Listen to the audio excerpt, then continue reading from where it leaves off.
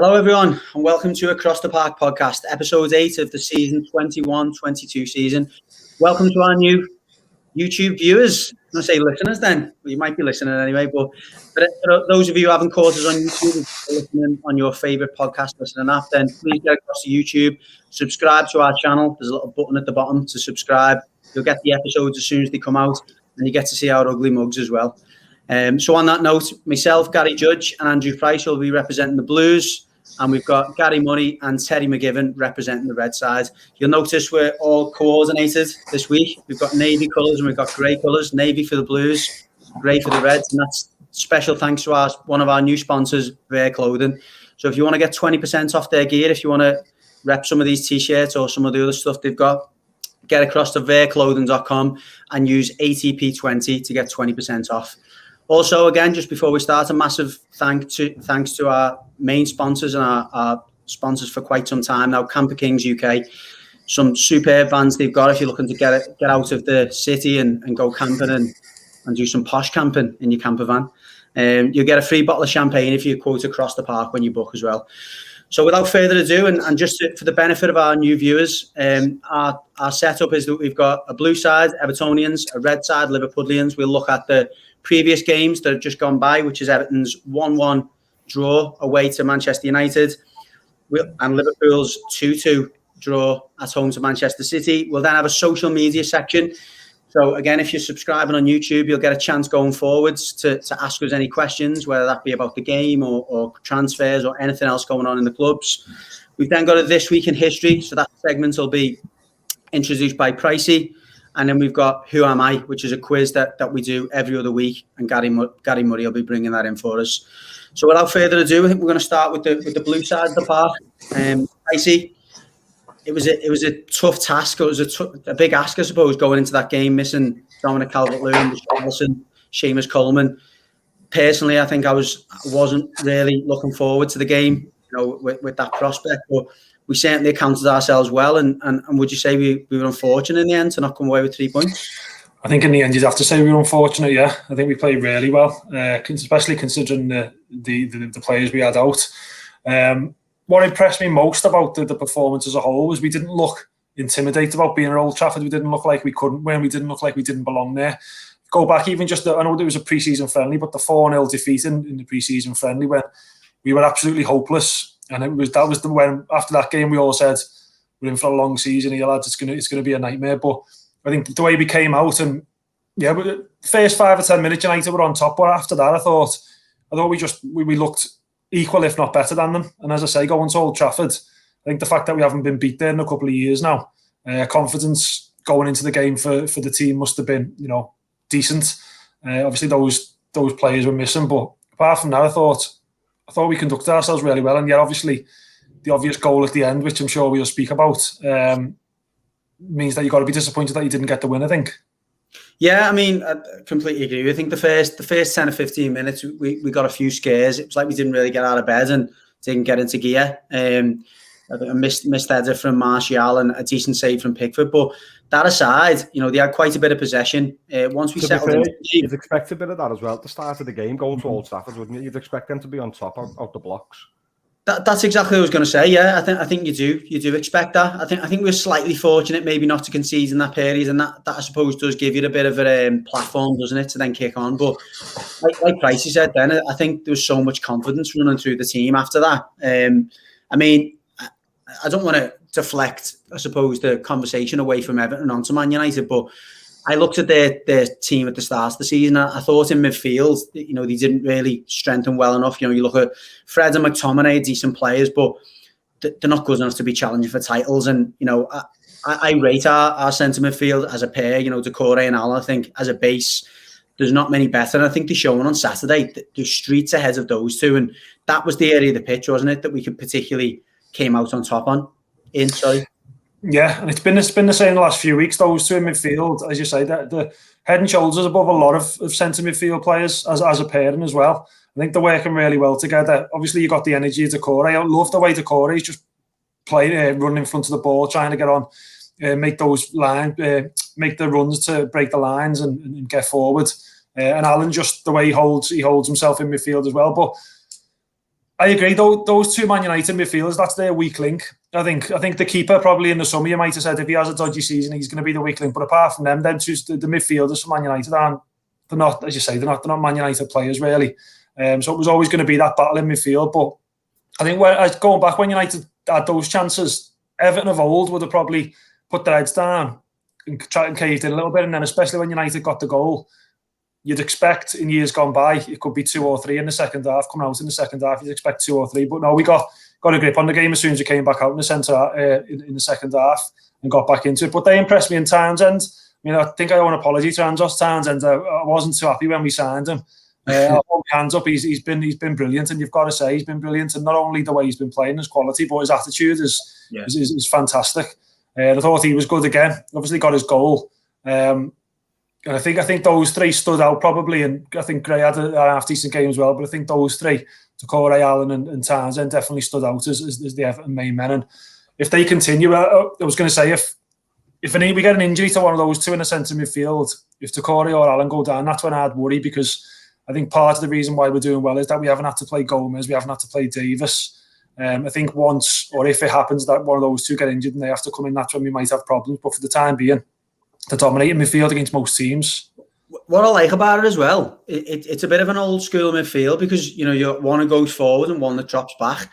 And you look at the shape on the telly or whatever, you look at how we line up, and a lot of people think it's like a 4-5-1. Sorry, it's a bit more like a 4-4-2, isn't it? Because Gray pretty much has a license to go wherever he wants, or Townsend, they kind of take turns apiece. But it is a proper old school formation. Your 2 centre mids are basically, again, one's dropping, one's going forwards. Allen has his chance to go forwards as well. We've seen it in the away game at Brighton, where he set up one of the goals and was involved in the other one as well. So it's a bit of a throwback to formation. And again, I suppose you just said about apologies to Townsend. I think a lot of Evertonians at this moment, I know it's still early days, owe a bit of an apology to Benitez, because he's not maybe the manager that a lot of people were expecting, in terms of he hasn't been setting up in a particularly negative way. He's been clever about it, but he has been giving those attacking players a lot of license, hasn't he, to go and get involved and to get forwards, in numbers.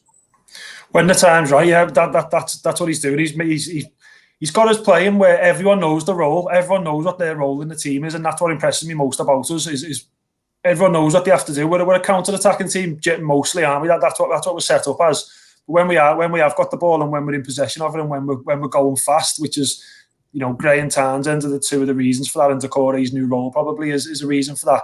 Getting forward fast and counter-attacking teams, and teams are struggling to cope with us when we're doing it fast, when we're going from back to front fast. And that goal on Saturday just demonstrated exactly what we can do. We've scored a couple like that over. We've scored one at Burnley as well. There's been a couple where we've done it. But that's what impresses me most about the team, is that, and the manager's got to get credit for it, is everyone knows the role in the team, everyone knows what they're expected of them. And, working hard should be something that everyone does, but there's a considerable difference in how hard we work at the start of this season compared to the end of last. And he's definitely got to have credit for it. And then, I mean, we mentioned it before, we still got Richarlison, Calvert-Lewin to come back as well. So we're talking about the speed and the counter-attack in there, and that's with Rondon up front, who just looks off the pace and doesn't look match fit. Whether he's just not good enough, I don't know, but he just seems, a year or two off it, doesn't he? We should probably mention it, because I want to touch on a couple of the defenders as well, but it's almost like playing with 10 men, isn't it? I mean, he holds the ball up and stuff, but I've seen some slow plays. You know what? He reminds me of, I don't know if you remember when Kevin Campbell had a really bad injury and he came back massively overweight, and it was like watching, a Sunday League player on a Premier League team, as in he's just, plodding around the pitch, and he's desperately slow, isn't he? It's like agonisingly slow. Yeah. Well, that's what I'm saying. If we're playing well and we're countering and we're fast with him in attack, it's going to be. Imagine what it's going to be like when Richarlison's back. But he is slow. He's really slow. Not just slow in his running, but slow on the ball with his touch. And that's got to be a match fitness, I think. Surely he can't be like that after. He's been in Russia, hasn't he? I think he's been in China and Russia the last couple of seasons. So he's bound to be off it compared to the Premier League pace, and he wouldn't have been brought in to be starting games early, if at all. So. You've got to say fair enough a little bit to that. So let's just hope and see if he does pick up the pace. But yeah, you're right. He's he's lacklustre, isn't he? But before we go on to the controversial, not controversial moment, the big moment at the end of the game, I just want to touch on, first of all, Godfrey is tucked in at right back. And remember, Pricey, when it wasn't his debut, but it was one of his first appearances that he played at Southampton away, and he played in that position. And he was his debut.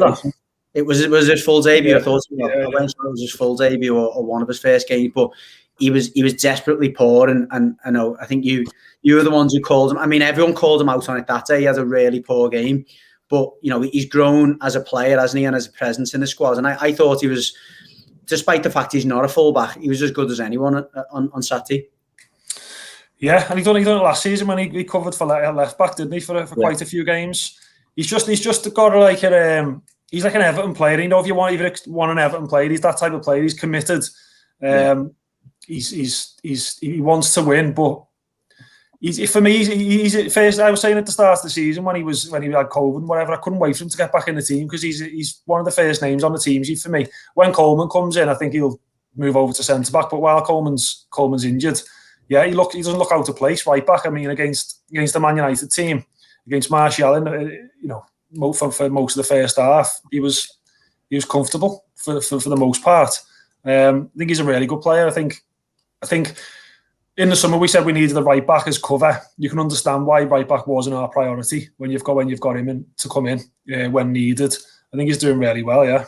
Yeah, it's a fair point. I mean, and touching on him, obviously moving back into centre back, you'd like to think he'll start to get a bit of a partnership going with Yerry Mina, who for me was again just brilliant. He like every game he's improving. Everyone's seen how clumsy he could be in his first season and a half. I think I kept on saying he needs games. He's played pretty much 15 appearances in the years before that, and most of them were either in South America or for a Barcelona team that were a Barcelona second team at times. He was brilliant again at the weekend, and he's just growing, isn't he, game by game? Yeah, and that is the partnership I want to see. Godfrey and Mina centre back. We haven't had a chance to see it yet this season, but that's the partnership I want to see. And Mina's he's dominant, isn't he? I mean, on the ball, probably what you're saying there, he needed time to adapt and stuff like that. On the ball, I think sometimes he still probably needs that extra touch or whatever, and that's what, if you're going to be nervous, that's what makes you nervous about him. But he's dominant in a battle, in a one-on-one battle. You'd back him, wouldn't you? If he likes to be close up against his man, he likes to battle hard, he likes to have that tussle and that duel, and 9 times out of 10 he's coming out on top this season, which is really pleasing. And despite the fact despite the fact he's South American, I think it's a bit of an attribute of the South Americans. They do love a battle, but they also know when to foul someone as well. He's a competitor, isn't he? And he doesn't mind giving even though he doesn't pick up that many yellows, ironically, he doesn't mind giving a foul away. He doesn't mind leaving one in, does he, if he has to? And that's the type of player you need on your team. He done it in the World Cup against England a few years ago. The whole Colombia team did, actually. They were all a bit like that, a bit snidey, weren't they? And that's what you need in your team. You need that type of player. Because we've been too nice over the last few years. Haven't been too nice. You've had no leaders. And that's been half of our problem. But players like him coming in is really good. And he makes up for Michael Keane sometimes. Because, as you know, I'm not the biggest Michael Keane fan. And I think Mina he compensates for Michael Keane a lot of the time as well. You see that. I think while Mina's going forwards, Michael Keane's going backwards, isn't he? Yeah, I think so. Yeah, I think so. Because he was a Man United player at one time. He's off the pace. As I say before, I can't wait to see Godfrey and Mina form partnership at centre back, and I hope Benitez has got that in his mind when Coleman comes back, because that's what I'd love to see. I think it'd be really good pairing. Same. So before we move on to the Reds, just going to obviously cover the moment at the end, which should have really, give us the points. I think over the balance of the game, possession was fairly even. We had the better chances, but the one at the end is the moment really where we should have took all three. Ball drops obviously from brilliant touch, by the way. Not many people have spoke about the touch from Godfrey. Brings it out of the air, slides Tom Davies in, and he's got the freedom of Manchester to just take a touch and belt it past the keeper. And he's looking for a way out, isn't he? Let's be honest, he's looking for a way out. I don't know, I disagree. I disagree. I disagree. I think if Mina was onside, no one would have batted an eyelid, would they? He would have been onside, but Tom Davies would have took a touch and had the decisiveness to do that first of all. But he was waiting for someone to make themselves available. And Mina had steamed that far ahead that it was too late. He couldn't stop. I don't know. Mina should have been clever enough not to steam too far ahead. I agree with Pricey there, to be fair. I think if that's one of your forwards trying to get on the end of it across the box, he doesn't stray offside. I think that's just a defender being a forward there.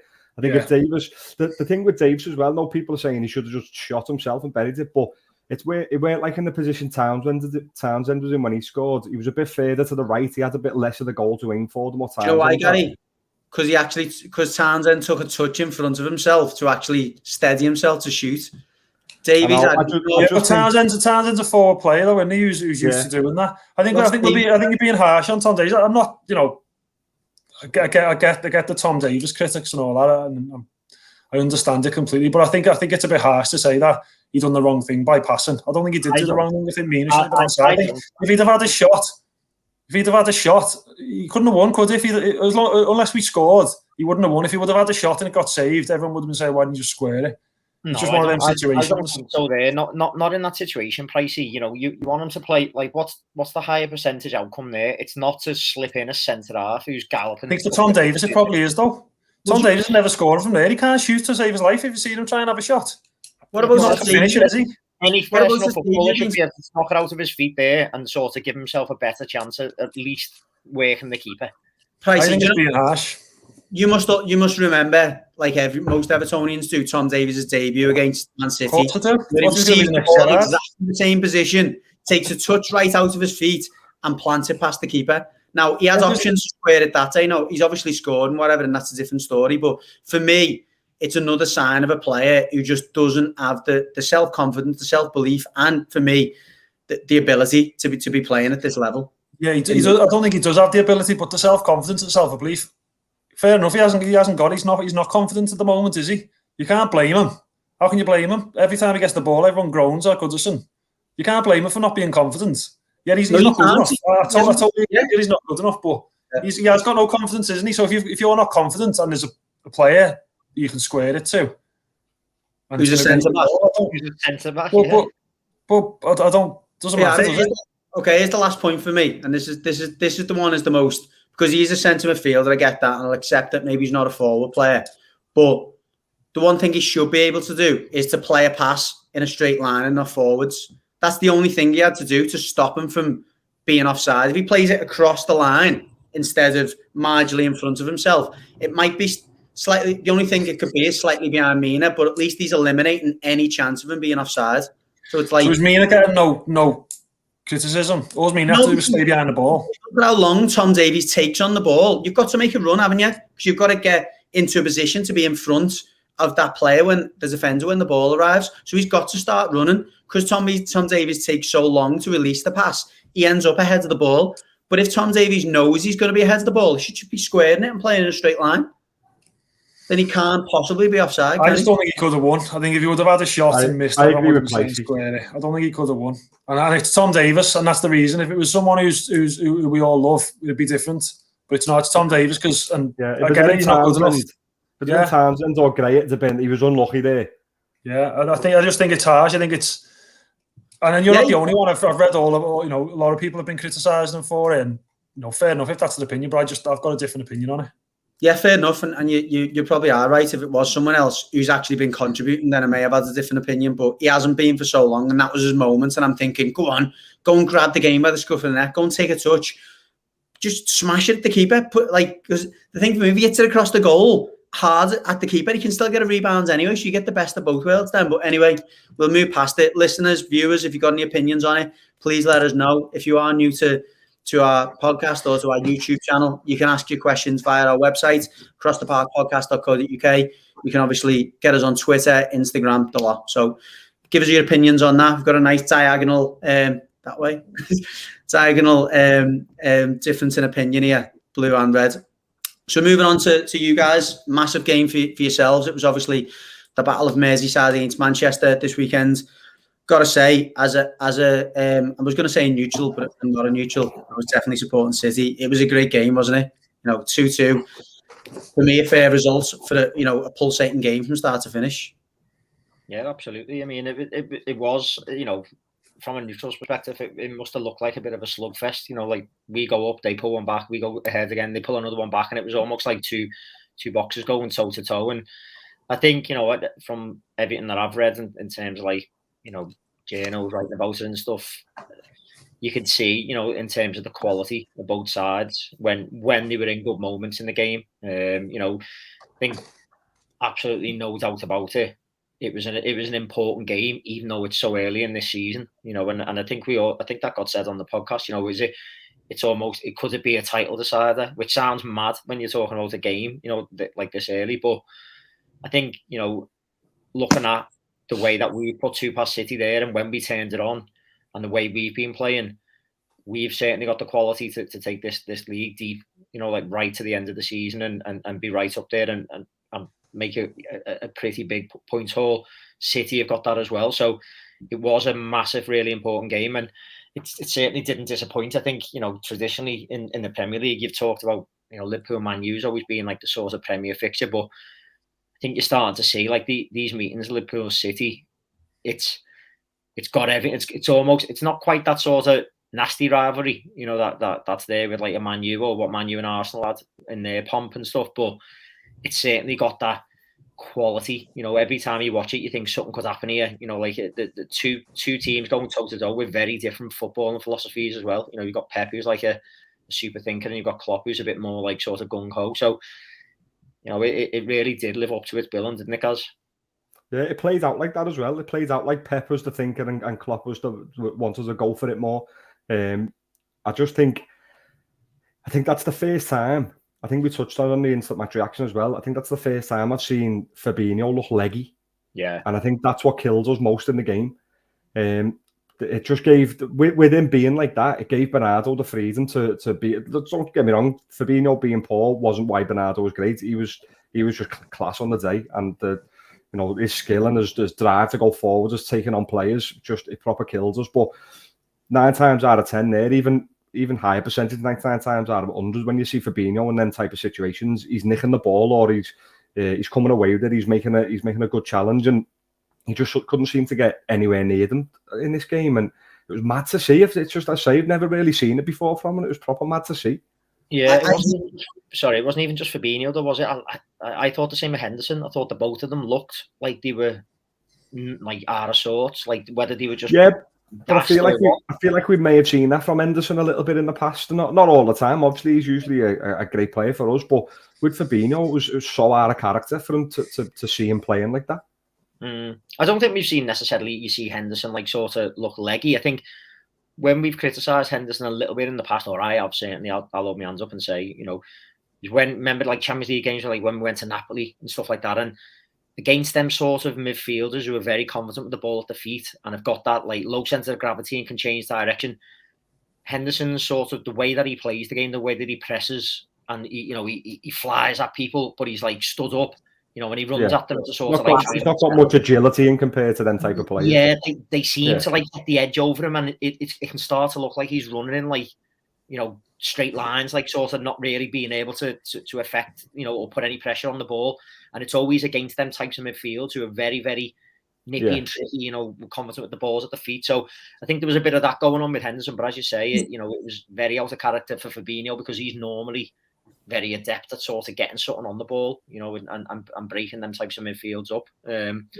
Just an observation for me. It's not about Fabinho, because I did mention it, I think, on our WhatsApp group as well, and I think you summed it up perfectly. I thought personally, and this was only like the next day, to me it looked like the first game, I thought he looked like he'd missed Wijnaldum. Like you spoke about how well he goes after players, and he kind of, you know, not initiates that press, but he's kind of one of the front runners, or was when you were at your best. You know, without him in there, and I'm not saying just him, but without that type of player, he was a little bit different in terms of his physicality to Henderson and Wijnaldum. Fabinho. It looked like you missed that. Yeah, I mean, I think there's an argument to be made for that, but at the same time, it's the same midfield that we played against Brentford and Porto. You know, it was unchanged, wasn't it? So it's 3 games on the bounce, you know, in terms of, and the Brentford game was quite high energy as well, wasn't it? No, Porto, it ended up we coasted to an easy victory, but it's maybe just, I think it was just a fatigue thing. I don't think it's any sort of unbalancing of the side without Wijnaldum there. But I can see what you're saying. But I think when you look at the way that we look so good, that midfield in the Porto game and stuff, I don't look at it and think we look unbalanced without him, and all of a sudden we're missing him. There's a glaring hole in without him there. I think it could have just been that we've sort of asked a little bit too much of that for 3 games, in a week basically, and maybe it's just caught up with them a little bit in terms of energy levels. But it's one of them. I think it's something that we'll keep an eye on over the course of the season, and that'll tell us whether we really are genuinely missing Wijnaldum in them types of games. But it was disappointing not to have Thiago available. He's obviously picked up a knock, and because I think it's maybe the type of game where, although he's not quick in terms of the midfield, it's the type of game where he'll get on the ball and he'll sort of he'll almost do what some of the City players are doing, dictate the pace, slow it down and a bit more of a controller. Whereas I felt we were a little bit frantic in there, not really sort of, playing with any real midfield intelligence. I think we let our midfield got sucked into playing City's game rather than playing our game, I think, and it just showed. But just going back to, obviously the start of the game, guys, I don't know whether you agree. Obviously, we all know first half belonged to City overall on balance. I think there was a period towards the back end of the first half where we were really under the cosh and struggling, and it was pretty horrible to watch, to be honest. But the first 10-15 minutes, I don't know about you, but I thought it was literally going to be, the type of performance we'd seen when we took on City at Anfield in the Champions League, where we've come out the traps. We were snapping into tackles. We were winning every 50-50. They were misplacing balls that, the keeper's kicking it out. The defenders are kicking it out and stuff. They really couldn't catch the breath. And then for whatever reason, after 15 minutes, we just zipped off. And it was right, let City just take control of this first half. What was behind that? I think maybe we've tried to go out and similar against Chelsea, wasn't it? We come out and we tried to really put it on the toes, and we tried to, maybe go a goal up, maybe go a couple of goals up. When you obviously can't keep that intensity up for the whole game. It's physically impossible. We've seen them talking now about looking leggy during the game, towards the end of the game. If you try and keep that press up and that sort of drive up in the game, you've just got no chance. You can't do it for 90 minutes. So I think it probably was the plan to go at it for 10-15 minutes and try and get it again, like the Chelsea game. We didn't manage to again, and that just let City settle into it then, and they obviously were able to play their game, as you say. I just think, for me, I know everyone's saying that it was definitely City's first half, but you're saying there the first 10 or 15 minutes, that's near half the first half. And so for me, it was only the last 10 minutes where I was really we need half time here. I don't think it was as clear cut as what everyone's making out, and to be honest. Yeah. I just think the last 10 minutes, they were really on top, and that's where we looked worried. I mean, that's it. I think on balance, though, as good as our first 10-15 minutes was, there wasn't a lot of chances created, whereas I felt when they got a foothold in the game, it really did feel like we were under the cosh a bit, and we panicked. It was our shape went a bit, For me, what was frustrating was we seen from early on what their tactic was. They were obviously trying to get in behind Milner. Yeah, they were trying to get in behind Milner. They were getting Foden on the ball as much as they could, and trying to get him forwards and either have a shot or get a ball into the box or whatever. Now, if we can see that, why isn't something changing? Yeah. That's what I was frustrated with. I know it was obviously Robertson was the one who was told to get forward. He had a great game, and he was pressing up the pitch. He was getting forward. He was throwing balls in as much as he could and all, and he had a really good game. But even though that, and I think we said this on the instant match as well, even though the players are getting told are going to have to go over and cover him, you've still got to be able to back Milner as well. You can see that he's struggling. For me, you've got to adapt and double up at least. Yeah, I think the problem there, though, it was a combination of the midfield, as we said, looked a bit leggy, and as I think we mentioned on the instant match reaction, Robertson, you could tell it was definitely team orders. He was told in the absence of Trent, you're the sort of man who's getting forward, because Milner wasn't getting up nearly as much as Robertson was. You could see Curtis Jones was dropping into that fullback spec, to sort of cover Robertson, which I found a bit weird, because then it's why is Jones, who's ostensibly the attacking midfielder in that three, isn't he? Yeah. You think, especially after the game he's just had against Porto as well. Yeah, it just felt like we got the tactics wrong in that first half, and as you say, then Milner was getting exploited. It's not his fault. It's just against really rapid players. As good as his engine is, he's not the quickest off the mark. And when you're getting overlaps and things, he's literally just getting ball slipped in behind him. And it's hard for him to sort of, when Foden's running at pace and then he's doing almost, the Blues has been talking about Mina coming in and Davis is sliding the ball, forwards. It basically played him offside. But what City were doing, Foden was coming in at pace, watching across the line, and the ball's just getting put in behind Milner. Milner had no answer to it at all. Did not know what to do. And it was painful to watch. I was worried. I think I said at our time, we categorically cannot come out with him at right back there. He was going to end up switching onto my side where I sit in the ground, and I was like, I don't want to watch it. Painful. And again, that comes down. Obviously, the ball's getting played in behind him through Foden. That comes again down to the midfield not being able to keep up with theirs and stop the ball being able to be played. So it's one of them. It was frustrating, obviously, at times to see that and not see us try and adapt to stop that, but. When you've got to try and put the pressure on them as well, what can you do? Certain situations you just can't avoid, can you? Well, I was just going to say, I think when you've got that situation where it's constantly being put in behind your fullback, the only thing you can do aside from covering your fullback is put more pressure on the ball, and that's obviously what the message was at our time, isn't it? You're giving them too much time on the ball to get in those areas and to obviously get it in behind. Well, that's it. And when we come out second half, we look much better. We started playing much better, and that's where we came into it, and that's where I feel like we deserved our goals when we got them. We were putting well more pressure. We were getting forwards a lot quicker than what we were. And what can you say about Salah? He's just you've got to come on to him at some point. The man is just a freak of nature, isn't he? Yeah, absolutely is. I mean, it's not even we'll talk about the goal, but even the assist, for the first one is like I think you said it on the instant match, guys. There was no threat when he received that ball, and then both goals. Neither goal was a chance really. Yeah, he just literally created them out of thin air. It became chances through him. Yeah, it's just utter brilliant.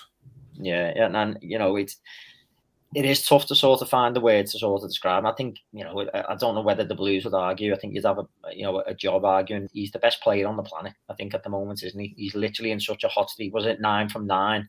His goal rate at the moment is better than his first season when he scored over 40 in the season. So, in terms of his goals per minute. So, I mean, coming into this season before a ball was kicked, if you made that statement, I'd be like, come on, you know what I mean? And like getting a bit ahead of ourselves.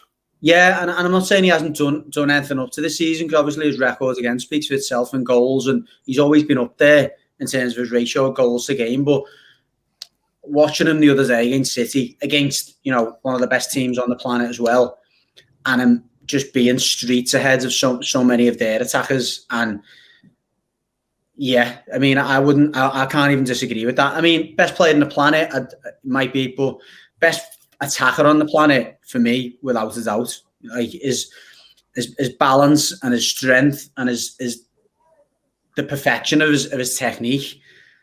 There's no situation really where I don't think where he comes out, where he doesn't come out on top.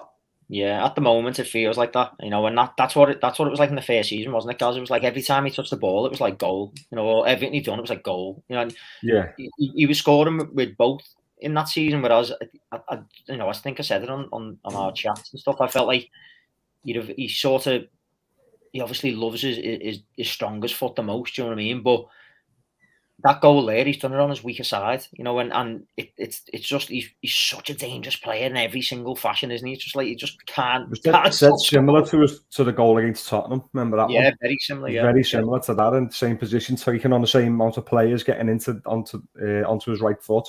But he's just. I think we've actually got a question, haven't we? One of our lads. Mick Nixon, he messaged us today and just said, should Liverpool basically break the bank now and give him what he wants to tie him down? Well, before you answer, and I'm not going to give my opinion on it, but this is a big factor for me. I think he's getting better, and his lifestyle, because of the fact he doesn't drink and he's obviously ripped and stuff. He's Ronaldo-esque. He's going to go till he's like 38. He's going to lose a bit of his pace, but that balance and that strength and his centre of gravity. And his technique, that's not going anywhere for a long time. And Yeah, and it's not even, as you say, it's not even just his lifestyle. It's just generally, like, touch wood, he doesn't get injured. He plays so many games for Liverpool. That is a reflection of his lifestyle, isn't it? Well, it is and it isn't. It's just the way he plays the game. It's like players struggle to even touch him, because if you go to ground or tackle him, you're giving fouls away. So he probably doesn't get actually snapped as much as you'd think he would for a player who sort of like dances around like players. Do you know what I mean? He's just so robust, and he is so fit and agile. I think you're right. He is getting better. He's getting more confident. He knows. I think he's a player who's looking at it thinking, there's a platform here for me to basically go on and be that, maybe, stand on Messi and Ronaldo sort of shoulders as they're on their sort of, the sunset of their careers. He's sort of going into them peak years, and I think he recognises it. Can be like he probably is already a global icon, but I think he recognises like the potential in himself, and you can see that he's hungry. He's confident. He's getting better. As to the question about the money, we've been at it all day, haven't we? In our WhatsApp group with all the Reds, it's like, I sort of cop some criticism because I always sort of fall back to the financial sort of points, and I'm like, I don't want to see us sort of smash the wage structure and stuff like that, because coming from a financial background myself, I look at the numbers and think, how could we sustain like being able to pay a player? Rumours were having it that it was 450 grand a week that he wanted, which is just like, that's twice what any Liverpool player's on now after the new contract negotiations. We've just made some players, put them onto like 225 a week and stuff, like Trent and Van Dijk. You're given twice that. It's almost like when Trent's renewal comes up in 2 years, where does he go to his wages then? Are we talking 300, 350 because he's on 220 odd now? All of a sudden your ceiling gets dragged up and your floor gets dragged up, and any players you're signing are going to come in and say, well, I want to be coming in at on big money if you're signing me as a big money player. So for Liverpool Football Club, I think that could represent a bit of a danger, but there's definitely a compromise to be had somewhere there. If he's demanding 400 odd, and Liverpool don't want to offer that, they want to offer 200 odd, and surely there's something that can be done to sort of get a little bit both happy. The one thing I'll say is, Mo, we're blessed to have him, but equally he's blessed to have us, because our team, the way we're structured, the team that Klopp's built, the system that we play is built to get the most out of inside forwards like Mane and Salah. I don't look around and see a lot of other teams that play the way we play. Where you can expect an inside forward / winger to come and score 30 goals a season. It's literally made for the types of Salah. And I look around and think, where's he going to go? Because Barcelona and Madrid have finished for a number of years. I think they look like major rebuilding jobs. PSG is probably going to be behind Messi or competing with Messi for a place in that side. And then you look around the Premier League, I think there's definitely be suitors for him in the Premier League, I think. But I don't look and see there's a natural home for him, and I hope that he would recognise that, and that the club, he can get some sort of deal done. I think you can easily go 300, 350, because a player of his calibre, you're going to struggle to replace, and you're going to have to pay that sort of money anyway. But if we're talking 450, 500 grand a week, I just don't see how we could support that, if I'm honest. What do you think, Dad?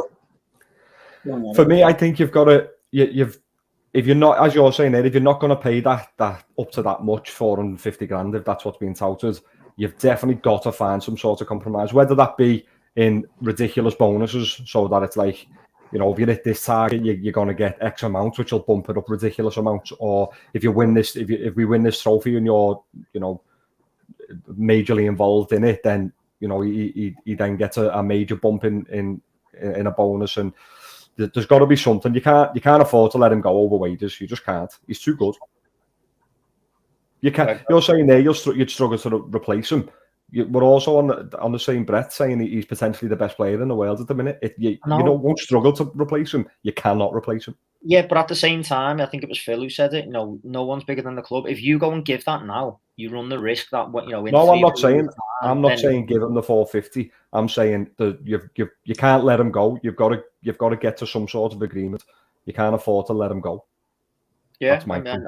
I think you're right. We've got to find a way to keep him, and we've got to find a way to make that work for the club. In terms of financially, there has to be some sort of middle ground. And as I say, I just hope, that the way that the club have done the deals, the way that they've sort of tied everyone up first and maybe left Salah to the last is so that we we don't run the risk of everyone trying to sort of, ratchet up. Yeah. We move him on up, the back of him getting major wages. Yeah, because they're not going to be up for renewal for a couple of years. So, I'd like to think that was a tactic of the club, and we can find, as you say, that compromise sort of position. But yeah, I don't know. It's sort of tough. Do you not think the longer this goes on, and it's an obvious thing to say, that the stronger his position is, because he's obviously going to be going into the last year of his contract next season, isn't he? He's got like 18 months or whatever left. It's starting to get squeaky bum, isn't it? If he keeps playing at this level, he's almost thinking that it's win-win here for me. So if we keep playing this well, that number is going to almost be cemented, whether it's paid by Liverpool, whether it's paid by someone else. And just imagine, as Gary was alluding to it, then imagine having to give him away. Yeah, no, absolutely. I can't. That's not that Liverpool. I know we've done some stupid stuff in the past, like when we let Chan go for nothing, and we've let Wijnaldum walk out the door and stuff. But there's no way Liverpool's letting Salah walk out the door on a free. I categorically cannot see that happening. I think they'd sell him next summer if it looks like he's basically going to try and walk the clock down on his contract.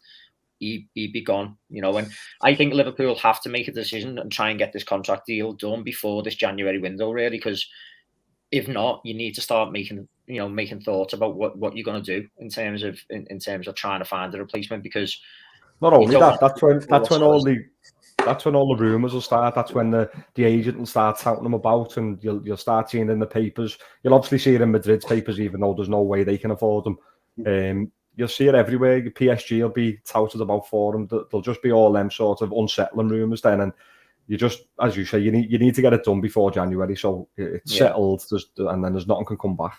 But hopefully the club can get it done. But just to sort of draw a line under the game, because obviously we got a little bit sidetracked there with the Salah conversation. But in terms of the result, guys, I think there's no real sort of. For me, I know you're saying that you feel like we should have won it, but on the balance of the game, it was a fair result. You can't argue that it was a fair result, 2-2. But my only gripe was, you're 2-1 up at home with 10 minutes to go. You should be able to see that game out, and that's frustrated me. I just think we should have come away with the 3 points based on being 2-1 up with 9 minutes to go. Well, you started the piece by saying it was a thinker against Klopp, who's like done go.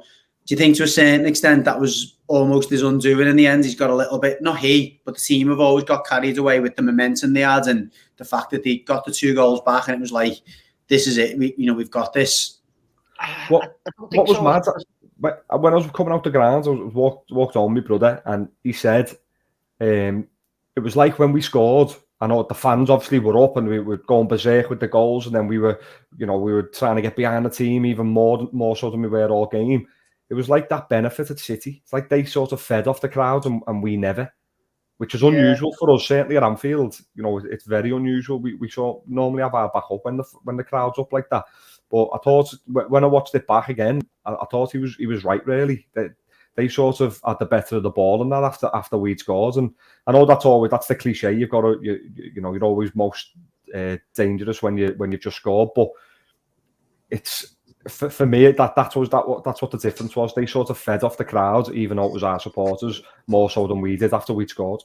Yeah, I slightly disagree. I mean, Klopp made moves to tighten the game up. He obviously took Milner off because he was walking a tightrope, and he's put Gomez on and stuff. And you think there, we have sort of stiffened. You'd think with Van Dijk on the pitch, Matip, Gomez, Robertson, Henderson, Fabinho, with all them players on the pitch, you're thinking, you've got enough there to see it out.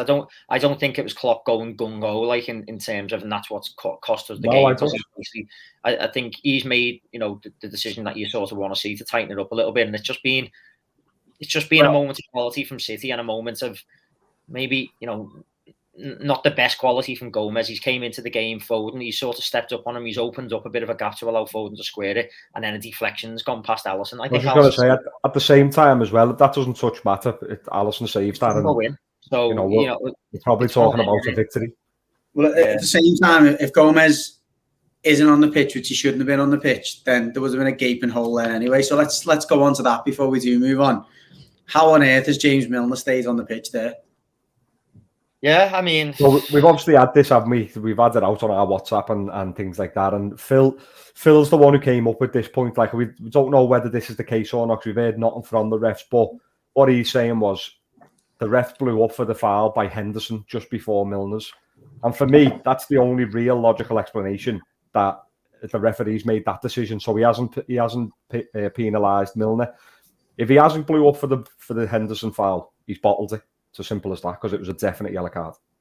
Yeah, no disagreement here. I mean, I wasn't even, I look at the Henderson thing and I don't think there was much in it, to be honest. But, would a referee have gave it? Maybe, maybe not. But I think Gary's right. I think it if he's standing behind that and saying I'd already seen the Henderson and I saw that as a foul and I was basically, I'd already blew up for that, then that's why he stayed on the pitch, because I don't think it was violent conduct or anything. It was just a cynical foul by Milner, wasn't it? So if the game technically in the referee's mind or whatever is already, dead, then he's got away with one. But if that isn't the case and the Henderson thing wasn't a foul, then yeah, I think he's very, very fortunate to stay on the pitch, Milner, to be honest, because it literally was one of them. Like, he's just beaten him, hasn't he? He's just gone.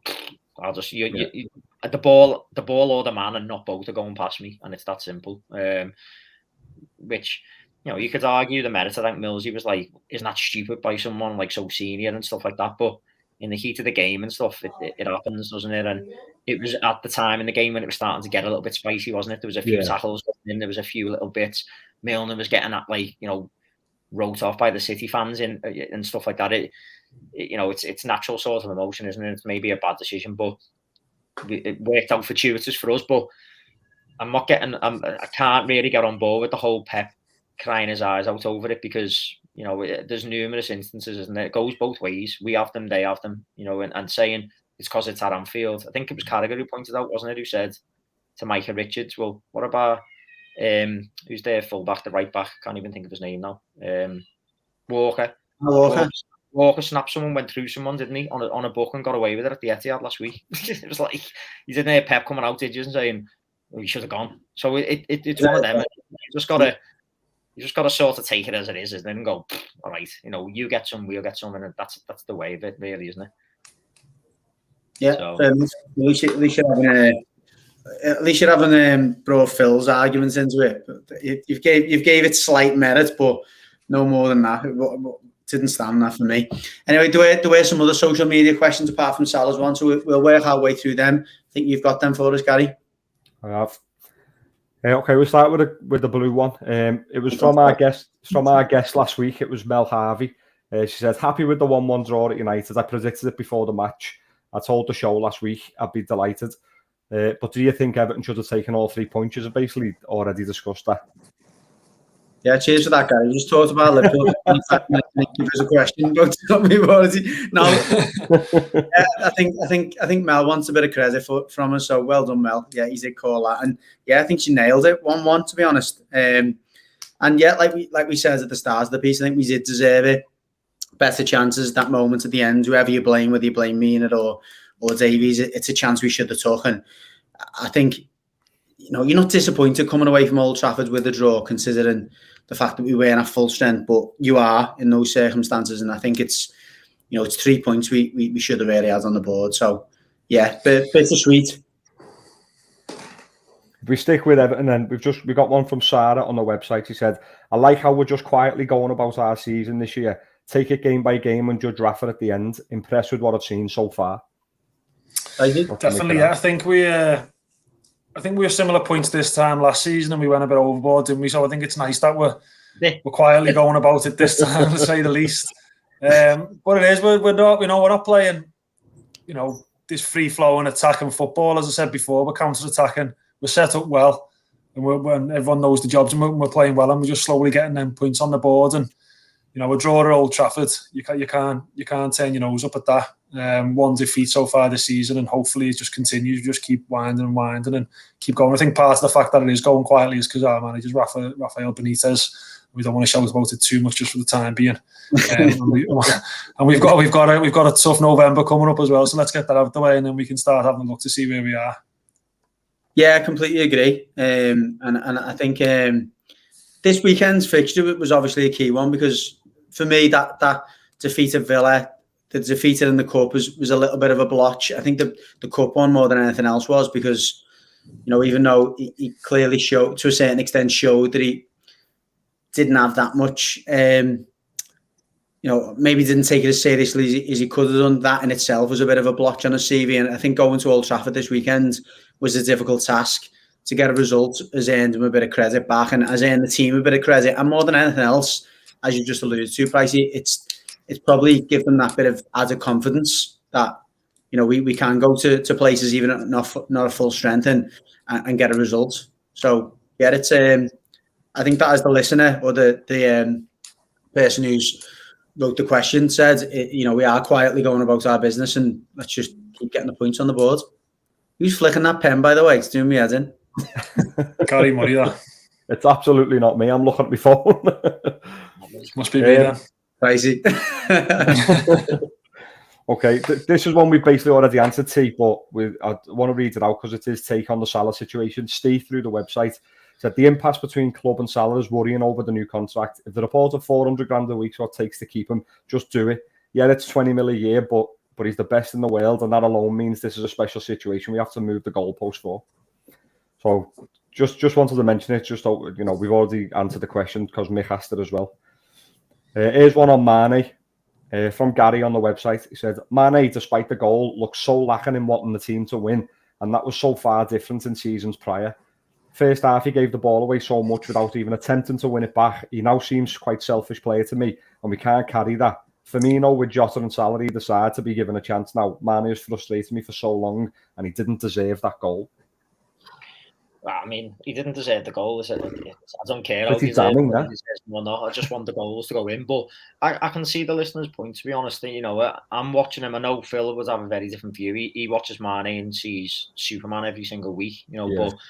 But I'm watching him at the moment and thinking, like, part of last season, Mane used to create goals himself. He used to do like what Salah's done there against City, in terms of being able to pick the ball up, run at a team, and he'd pick it up off the flank, come inside and bang it, and it's in. Like he'd score wonder goals, goals that you think, he's literally made something out of nothing there. I mean, he even done that. Like, what game is it? I think we played Arsenal when we just signed from Southampton. He picked it up and ran up the flank, cut inside, ran past about 3 players and buried it.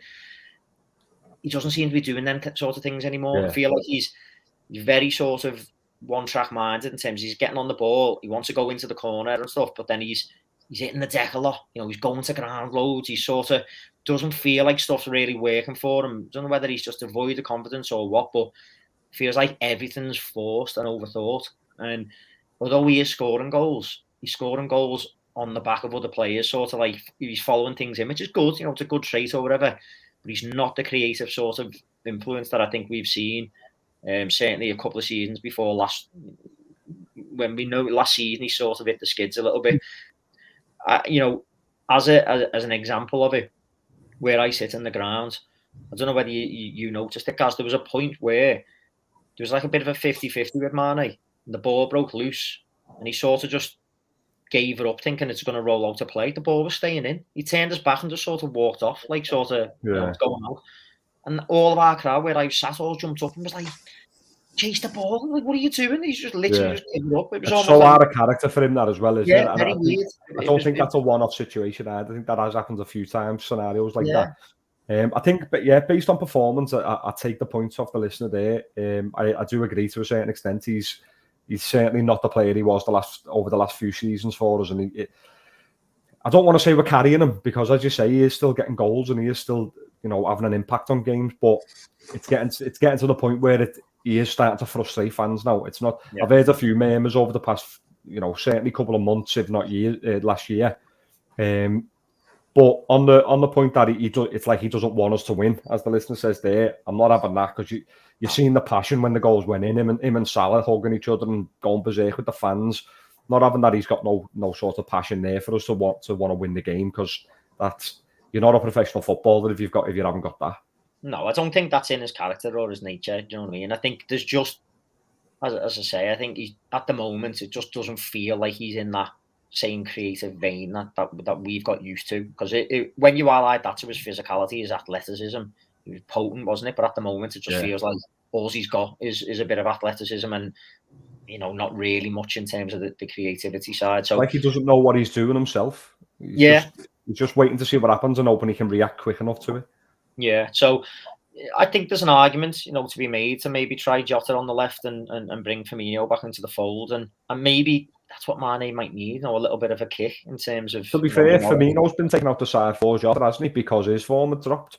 So there's no reason why you can't do this Mane, and hopefully he comes back and after a couple of games out and gets the point that he's not performing well enough. So hopefully he comes back and is stronger and more like the usual Mane. Yeah. Okay, so we've got more of a statement here than anything else for the Blues from Alan. He said, "I missed last season supporting Tom Davies when you were criticising him. I'd like to apologise." That was quite funny. No, fair play to him. I did reply on the through the app on our website to say, look, I supported Gylfi Sigurdsson for the best part of 2 seasons, so don't get it wrong. No, I do remember him messaging in last season when we were giving him a bit of stick. And look, as Pricey's just illustrated then, we all have different perceptions of the game at different times, don't we? Whether it's one chance, whether it's one particular player. I think there's merit to Pricey's point to say that we are on his back a lot at the moment, just because I think most Blues accept and know that he's maybe not quite good enough, which is an understatement for me.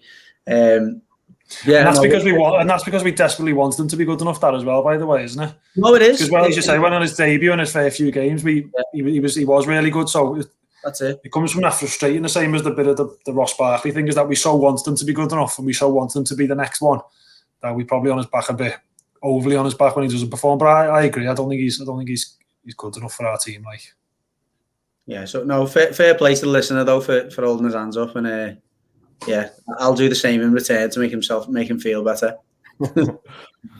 Okay, Terry, we've got one from Ben. He said, "Do the Reds think Milner is finished after yesterday?" It's a bit extreme, that, isn't it? I don't think he's finished. I think you just got to pick and choose. All right, he's covering for Trent at right back.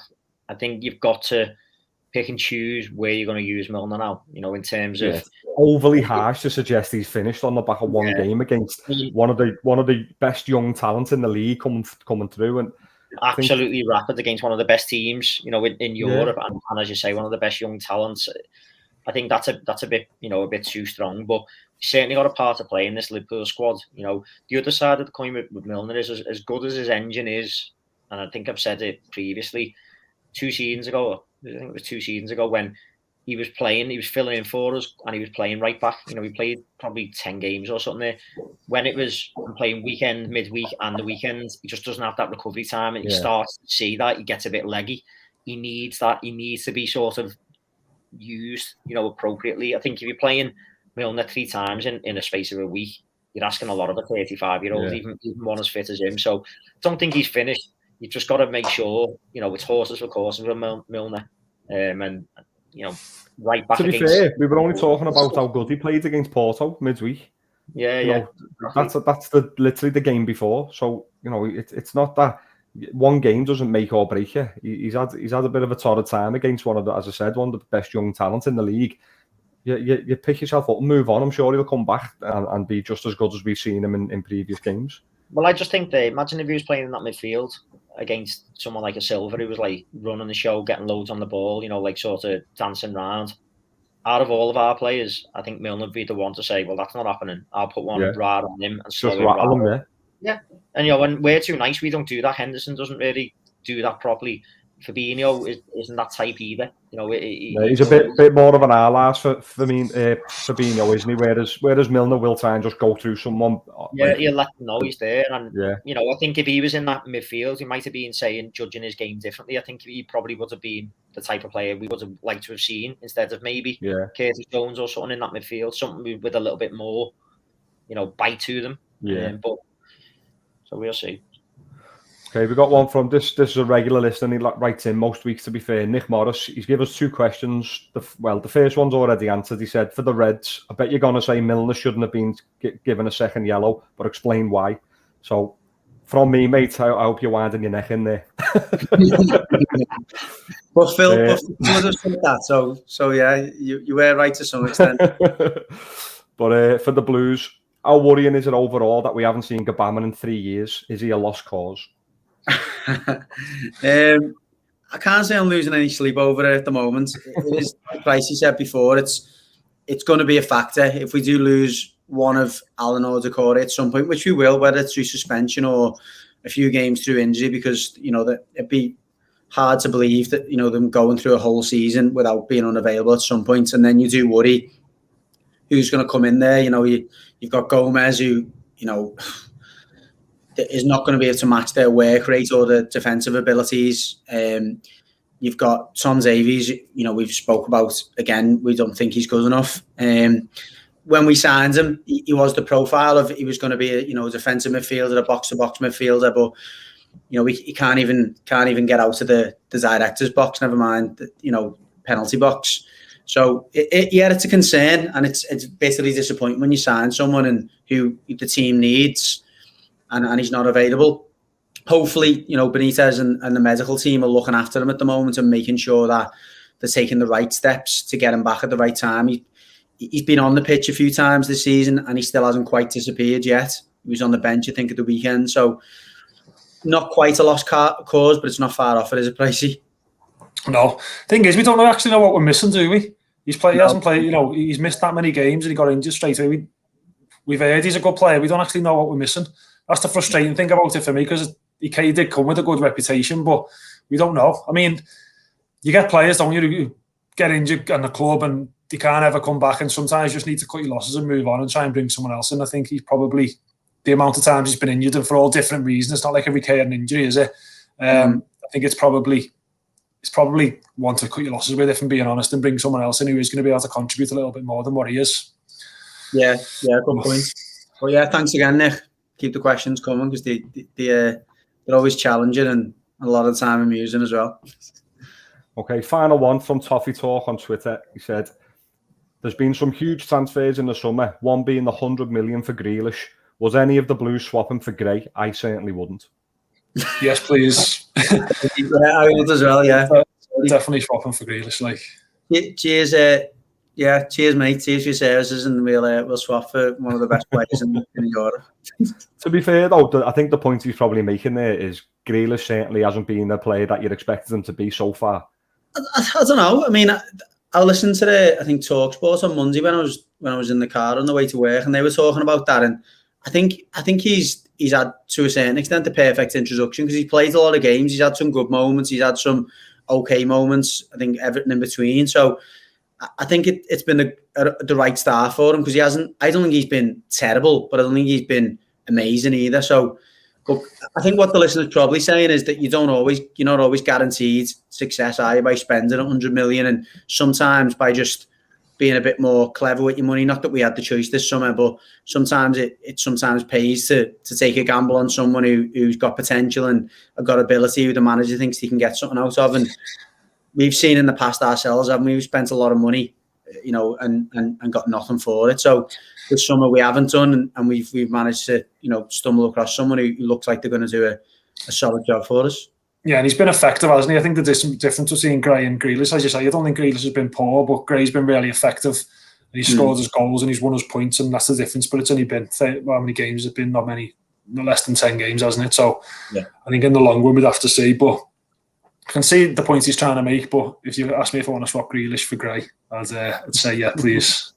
Yeah, thanks, Amari. See you later. Okay, right, are we on to social media? Yeah. This week in history, is it? It is. So we did the Blues one first. So we've gone for Everton 2008 Standard Liège in the Europa Cup. So Everton drew 2-2 at Goodison. Strike from Segundo Castillo. Nicked us a draw at Goodison Park, and then we went to Standard Liège and lost 2-1, going out 4-3 on aggregate. What do you remember? I mean, Standard Liège, I remember Standard Liège played Liverpool that same season in the Champions League, and I think that's where we bought Fellaini from, and they had the other midfielder, what's his name? Wetzel. Yeah. So they had those two midfield, and they were good. So they were a decent side, Standard Liège, but we'd done well the previous season, haven't we? We'd gone out against Fiorentina, where we all felt we were unlucky to go out. I think there was a bit of a buzz about Europe, and then obviously we came up against Standard Liège and came up stuck early on. Yeah, Yeah, it was. I mean, we didn't know at the time, like you say, we didn't know much about Standard Liège, but looking back, a bit like the Villarreal one in the Champions, it was a tough draw to get in the qualifiers. And I listed some of the players that they had before I go on about my experience in the away game. They had Dante, who went on to play for Bayern Munich, Defoe, who has a good career. I think he ended up at Burnley, but that was the end of his career. Remember Man U courted him for ages, and then he got that bad injury. Yeah, exactly. Yeah, so there was him. There was Axel Witsel, who you've just said. Then there was Fellaini later on. There was Mbakani, who had the big forward who had a decent career across Europe. So they had a very good. Actually, another player. I wasn't going to include him in that bracket because you'll know about him. Jovanovic was in that side. He actually scores on the night. Yeah, he scored. Yeah. Yeah, so we went out 4-3. So it was disappointing. But me and Millsy went to the away game, and it was one of them where because the tickets had come out and all the flights and that, it was cheaper to get a coach and a ferry over there. So me and Millsy had saved a bit of money on the coach and the ferry. So we decided to upgrade to first class on the ferry. So it was I think it was all 8-10 hours or something on the ferry. And most of the Blues, because they were in standard class, just went in the bar and got absolutely wasted. Me and Millsy had a few bevies and then went back to our little first class cabin. As our dressing gowns on and all that, and I was a little sleep and we're dead fresh the next day. But that was quite a fun. I know where I would have rather been. What, in the cabin? No, in the standard class in the bar. The next day was messy. So obviously we got on the coach after the ferry. I think it was quite early in the morning. We arrived in Liège, and then it was an evening game. Went into wasn't a square. It was a bit of a high street, and obviously Evertonians had took over 4 or 5 of the bars, and me and Millsy were in this bar from 11 in the morning. And anyone who knows Millsy can't take his ale at the best of times. I remember looking over at the table, this big table, just had loads of ale on, and Millsy just picking empties up at about 5 o'clock in the afternoon. And we stumbled out this bar, when the air hits you and you're just didn't even know where we were. I honestly can't remember anything about the game. I can remember walking across this bridge because we couldn't, we were just following a crowd, seeing the stadium, and that's the last thing I can remember. I can't even remember being in the grounds. We got beaten, whatever. I can't tell you that much about the game. I know that they took the lead and we equalised. It was one of them moments where you're thinking, here we go, we just need one more goal to go through, and Jovanovic got the penalty that sent us out, ironically. A funny story on the way back as well. It's horrible I don't know, you must have been on a fair few coaches on coming back from away games, but this coach was a particularly long journey back. But we just set off from Liège, and obviously a lot of people are quite pissed at this stage.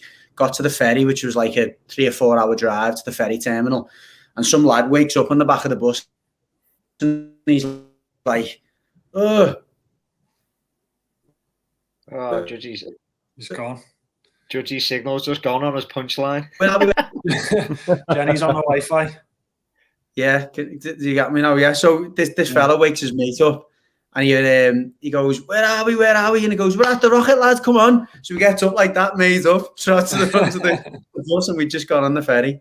Yeah, signal to go on the punchline there, but it was a good trip anyway. Disappointing to go out, but me and Millsy laugh about that trip for a number of reasons all the time. Good stuff. Reds, have you got yours, Gary? Yeah. So obviously for us this week in history, big week in terms of the history of Liverpool Football Club. We said ta-ra to Brendan Rodgers, and then later in the week we brought in Jurgen Klopp. 2015, massive week in the history of the recent history of Liverpool Football Club. Do you remember it, Gaz? Yeah, it was the thing with Rodgers. He'd had a bit of a bad spell. But it was a bit of a mad, because he'd done so well in the previous year, 2014. Obviously, we went so close to winning the league, and we'd obviously started not great the following year, and the results were going against us. But I did think it was potentially a bit of a knee jerk for Rodgers, because we'd seen him play some good football and things. But then when you hear the names touted about, and you hear Jurgen Klopp's the man who's looking most likely to come in, you're thinking that's probably been one of the deciding factors as to why he's been sacked at the time. Yeah, I think so. I mean, if anything, I think the club like FSG, what I will say, I think they were decisive. They saw the opportunity at the time. Ancelotti was available, and Klopp was available. They were both like sort of in the market. Like, Thank God we made the right decision. But they were the names that we were linked with, and I think they've looked and thought Rodgers, he overachieved in that season that we went Klopp, because the other 2 seasons there was very little to sort of really get excited about. I know we lost Suarez and Sturridge to injury and stuff, which really gutted them the year after we went close. But you could see he was a young, inexperienced and somewhat naive manager, and FSG were probably nervous about him anyway. The fact that they installed the transfer committee over his head and all that sort of stuff, they were already putting things in place to sort of mitigate the fact that he was an inexperienced manager. When someone of the pedigree of Klopp comes available, he looked like the perfect fit, didn't he? And it was just like, if we can get him, we're just going to have to bite the bullet and do it. I think it was after the derby, wasn't it, that Rodgers got let go? I think to be drawing in a derby. No, was it? Yeah, I can't remember what was, but I remember it was just after the derby and he got let go. I think it was on the Tuesday or something like that, on Monday or something like that. He got let go on the Sunday, didn't he? Because there's that clip of it Henry touching Carragher's leg. Oh yeah, on Sunday, yeah. Yeah, and then the back end of the following week, we announced Jurgen Klopp, and from that point, for whatever your thoughts are on FSG, that is one they got absolutely spot on. Absolutely. And it was mad because even though it was the same team, you seen immediately the difference in performances and difference in mentality, and it was literally an immediate effect.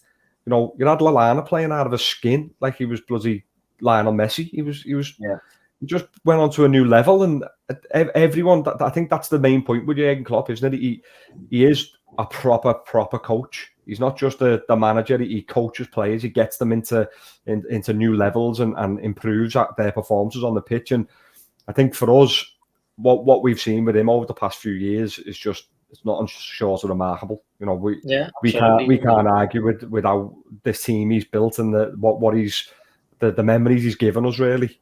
Yeah, and not just the team. The team he's built and the way he's done it financially. Do you know what I mean? It's like you look at other peers that you'd say are his.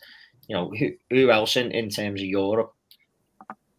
Guardiola's, he's incredibly successful, but he's just done it with a completely different level of financial support, hasn't he? You know what I mean? Everywhere he's been. So I think you've got to, Klopp for us was just a perfect fit. It was everything, in terms of not even just his ability as a manager, but also his sort of personality as a manager.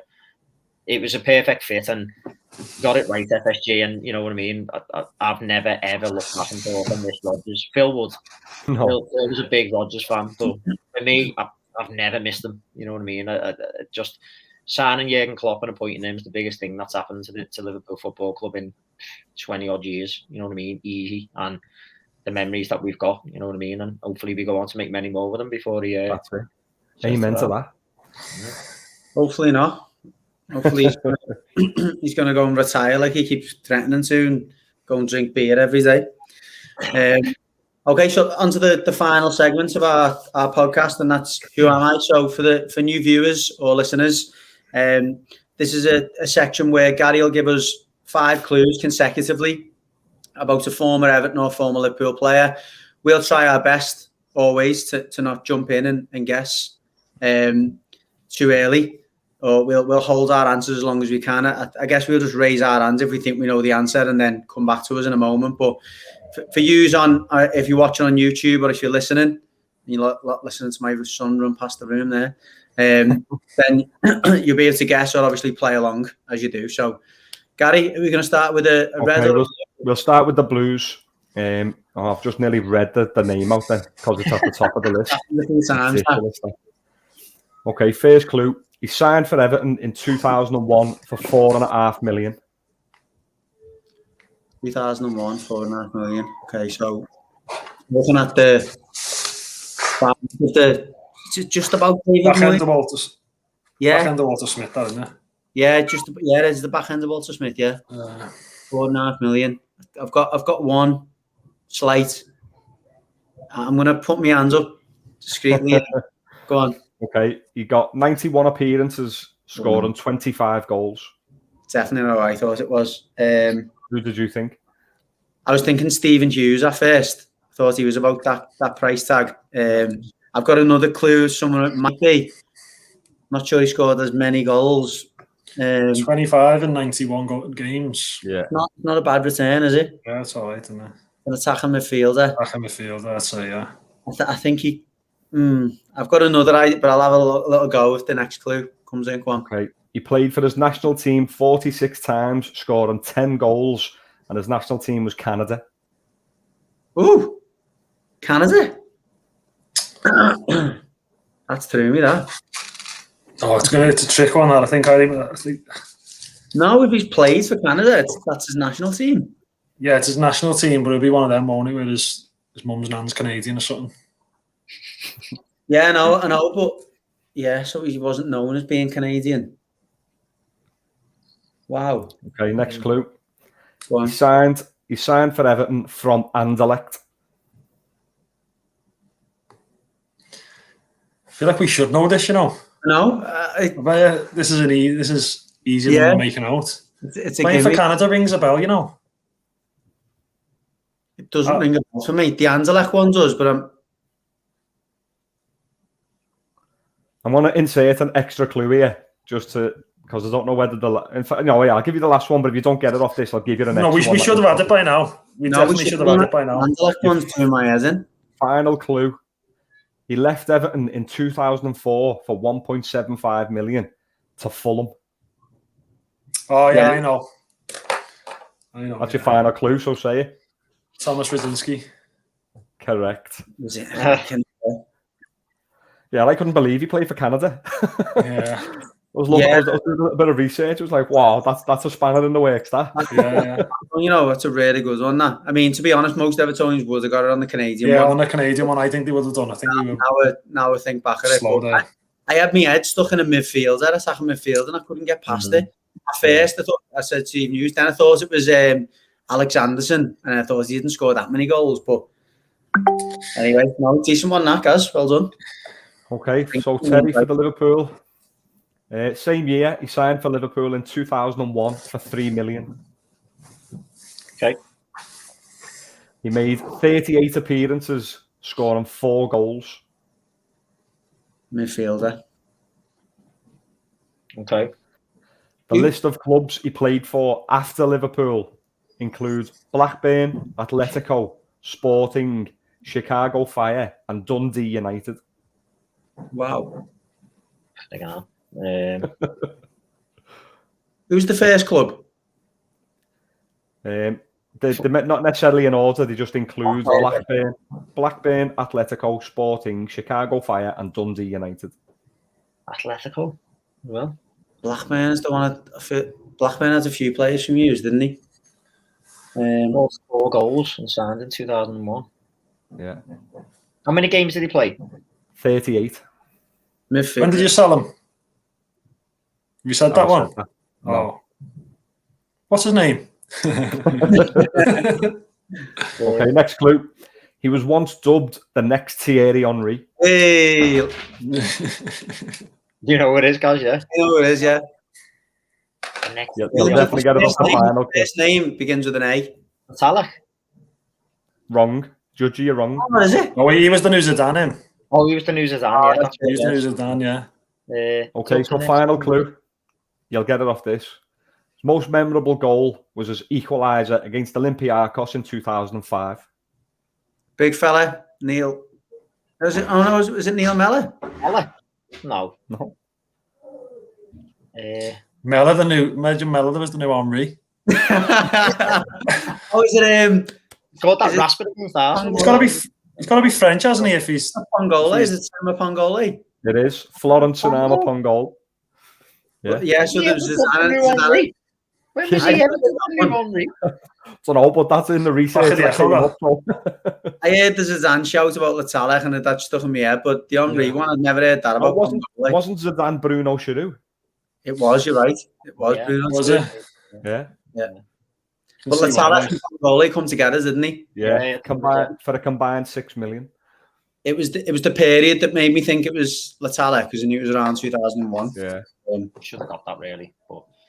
Well, I think that brings our episode to a close this week. We usually, again, for the benefit of our YouTube viewers or new listeners, we usually preview the games this coming weekend, but unfortunately, it's international international week this week, which we all hate on this show. Yeah, majorly, unfortunately. And there'll be more injuries for Liverpool and probably us as well. I don't think we've even got anyone left to go out on international duty. But yeah, so next week will be the opposite for us. So we'll have no games to review, but we'll be previewing the following weekends. So again, I know I said at the start of the show, please subscribe if you haven't already. If you're a listener on one of the podcast apps, please get across to YouTube and subscribe. We'll be bringing loads of content to YouTube in the coming weeks, and hopefully we'll be back in our studio soon as well. So thanks again for everyone listening and watching, and particularly for any new viewers or listeners. Take care. Catch us all next week.